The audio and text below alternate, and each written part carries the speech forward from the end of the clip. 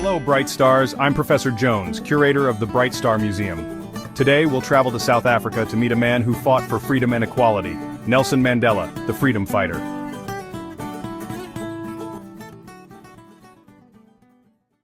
Nelson Mandela was born in South Africa in 1918.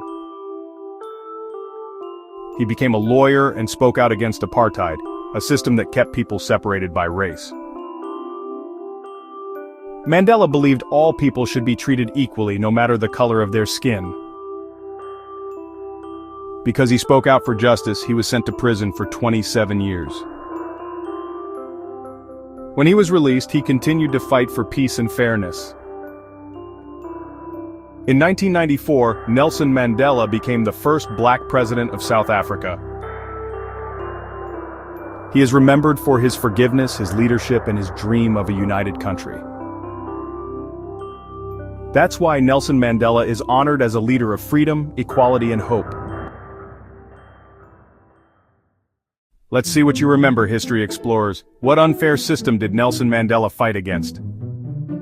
He fought against apartheid, which separated people by race. How many years did Mandela spend in prison? He was in prison for 27 years before being freed. What important role did Mandela hold in 1994? He became the first black president of South Africa. What is Mandela remembered for around the world? For his forgiveness, leadership, and fight for equality.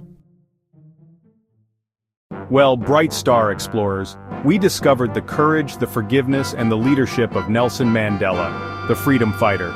Real leaders walk it, they don't just talk it.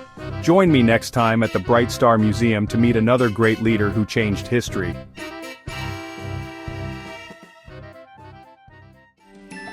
Enjoy over 55 series, 600 plus ad-free videos, and 400 plus books. All for less than $2.50 a month with a yearly Brite Star Plus membership.